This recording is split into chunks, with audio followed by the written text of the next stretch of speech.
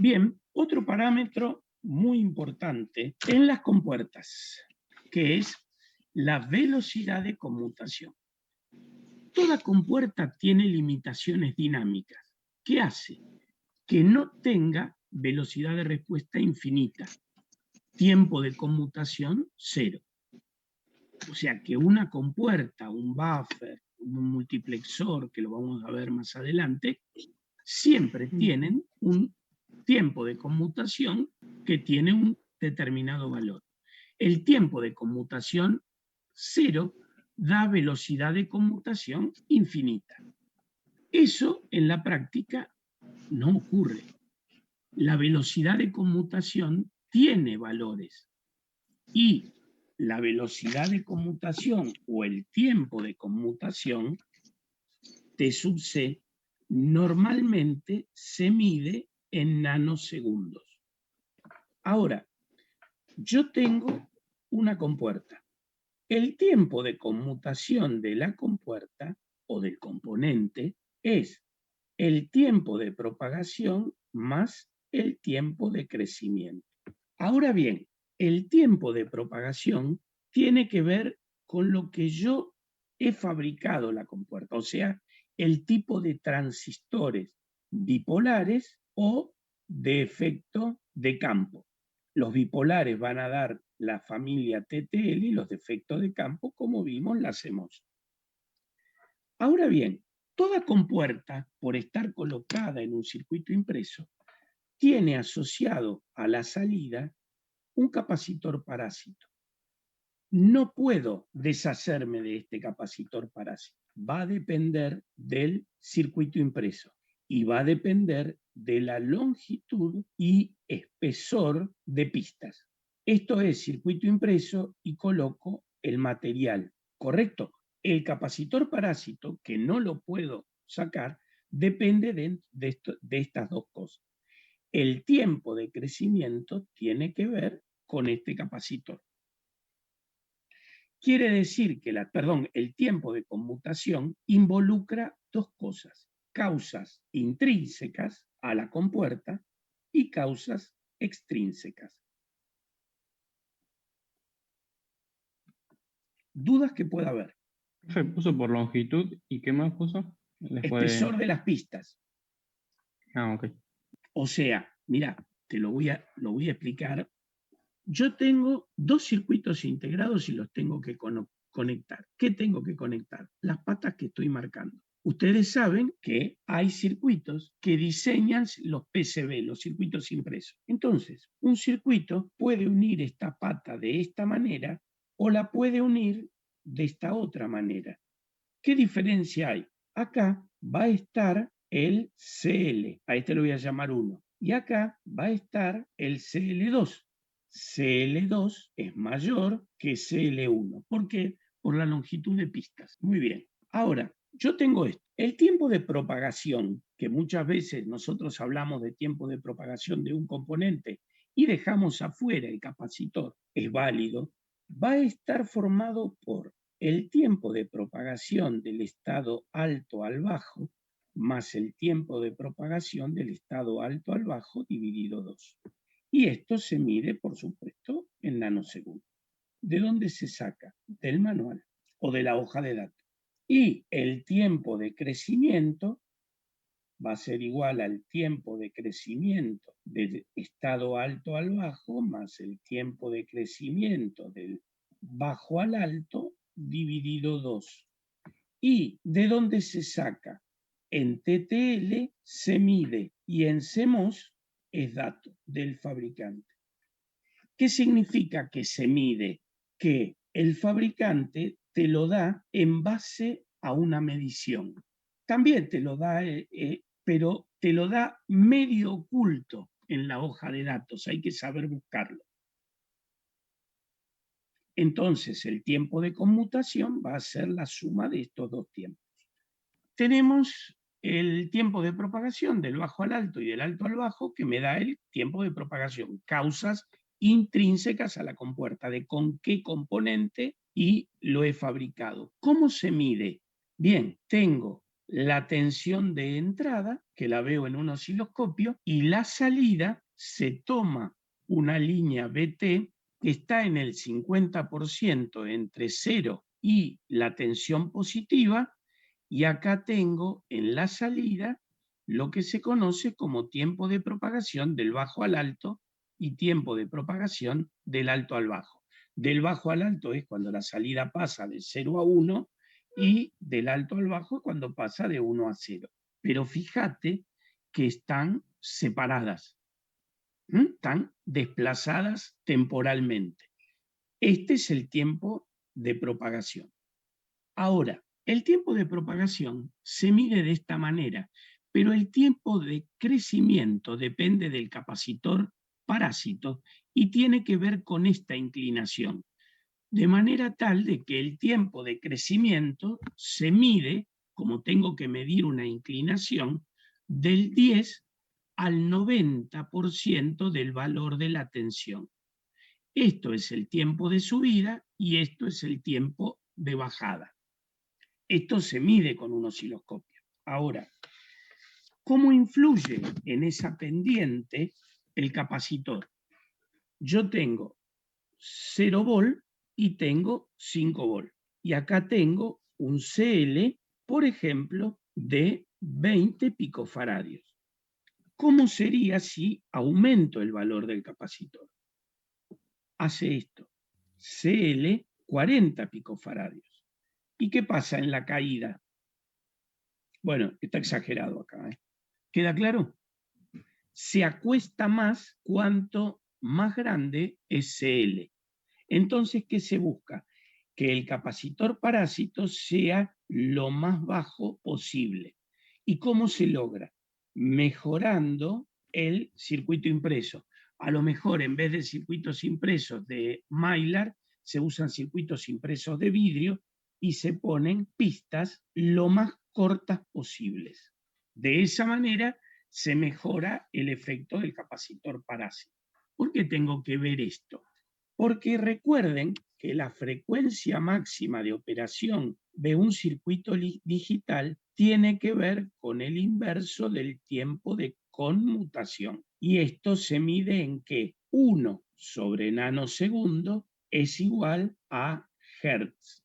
Tenés que hacer la cuenta. Las frecuencias se miden en hertz. Hertz, kilohertz, megahertz. Profe, no entendí por qué el capacitor parásito hace esa que hizo en rojo, como es, se ¿Hace agranda, esto? claro. Bien. Sí, Bien, si yo tengo un circuito RC, ¿qué pasa si esta resistencia vale 1000 ohm y el capacitor ponele que sea, por ejemplo, 0,1 microfaradio? ¿Qué pasa cuando yo tengo esto y acá le pongo una resistencia de 10K? ¿Qué va a pasar con el capacitor? ¿Se va a cargar más rápido o más lento? más lento. Mucho más lento, ¿no es cierto? Sí, Sería, por ejemplo, la tensión en el capacitor sería esta. Entonces, si yo tengo con R de 1K, es así. Y si tengo con una resistencia, acá es más B. Y si tengo una resistencia más grande, esto va a ser así. Fíjate que la inclinación de esta curva y de esta es más grande. Esta está más sí. inclinada, tarda más en llegar a BCC. Bueno, el mismo efecto que se da sobre la resistencia se da sobre el capacitor. Si el Y es como que, capacitor sí, es más grande, tarda más en cargarse. Escúchame, ahora lo vamos a sí, ver en el Proteus. Se redondea. ¿Eh? ok, No es perfecto. Yo lo que pasa es que lo esquematizo. claro. ¿Cómo me muestra el fabricante el tiempo de conmutación en TTL? En TTL yo tengo esto, tengo la compuerta y el capacitor parásito. Bien, el fabricante me dice que el tiempo de propagación del bajo al alto y del alto al bajo tiene 16 picofaradios o 60. ¿Qué me está cambiando ahí? Me está cambiando el capacitor parásito. Ahora, si me está dando el valor del tiempo de conmutación, si me está dando el tiempo que tarda en pasar del bajo al alto y del alto al bajo, y me lo calcula a 16 picofaradios y a 60, y los valores veo que son distintos, entonces me está dando el tiempo de conmutación encubierto.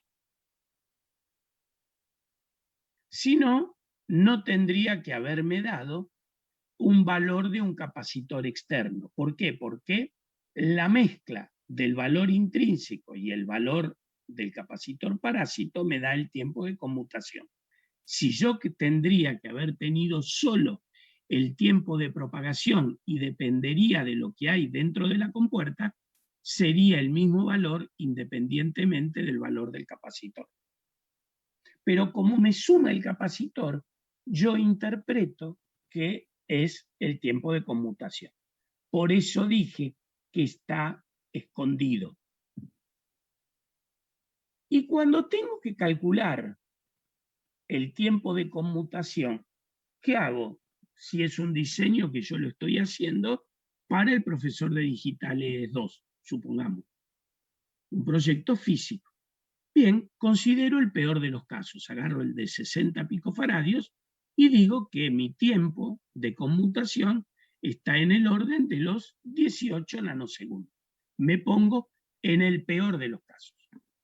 Entonces es 18 más 18 dividido 2, me da 18 nanosegundos. Profe, ¿y si agarro el mínimo? Bueno, mira, el mínimo es una locura. ¿Y puedo tomar un valor intermedio? No se acostumbra. O agarras el mínimo o agarras el máximo. Si agarras el mínimo, guarda, porque en todos los componentes digitales que vos podés manejar hay calidad A, B y C.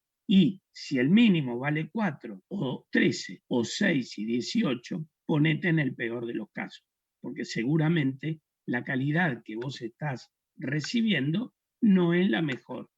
¿Queda claro? Ahora, cuando vos tenés esto, tenés un circuito de este tipo, ¿cuánto vale el tiempo de conmutación? Vale el tiempo de conmutación de la AND más el tiempo de conmutación de la OR. Supongamos que valen lo mismo. El tiempo de conmutación va a ser 18 nanosegundos más 18 nanosegundos igual a 36 nanosegundos. ¿Y cuánto te va a dar la frecuencia máxima de operación de este circuito? Es los ceros y unos que yo le puedo poner acá a la entrada pueden cambiar como máximo a la frecuencia que me va a decir acá. ¿Y cuál es la frecuencia que ahora me va a decir acá? Es 36 por E a la menos 9, 27,7 MHz. ¿Qué pasó? Y cayó mucho. ¿Por qué? Porque aumentó el tiempo de conmutación.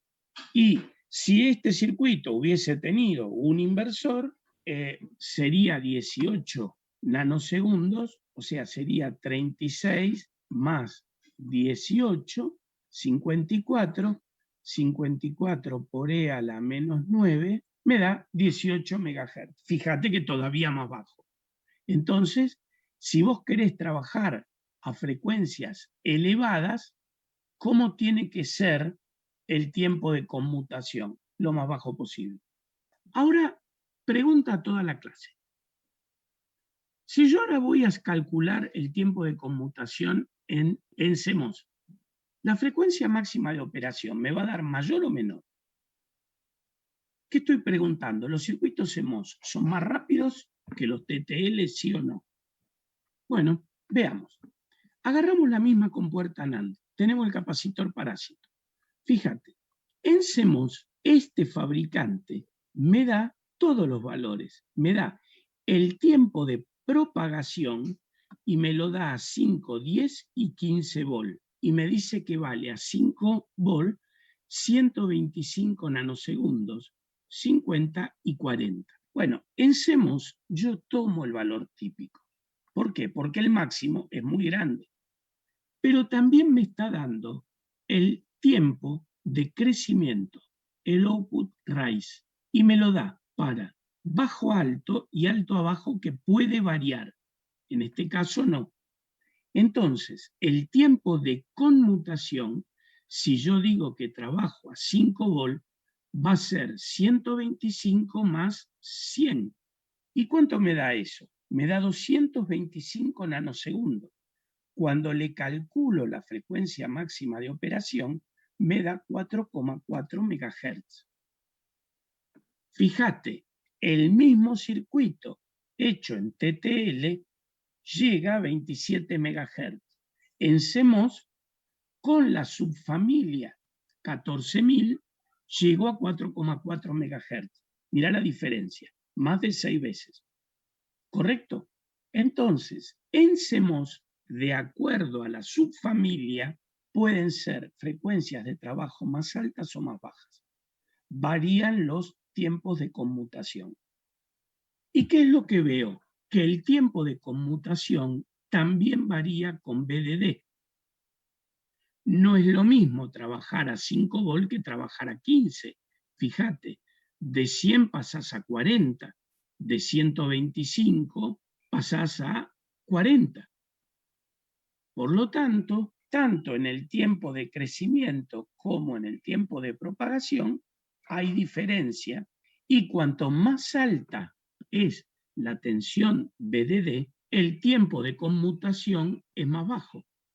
La frecuencia máxima de operación es más alta. Pero ¿qué pasa? Si BDD aumenta, aumenta el consumo dinámico y te llevas la mejora de la inmunidad al ruido. Trabajando con BDD más alto, mejora la inmunidad al ruido, pero aumenta la potencia del circuito. Ahora, todo esto hay que saberlo.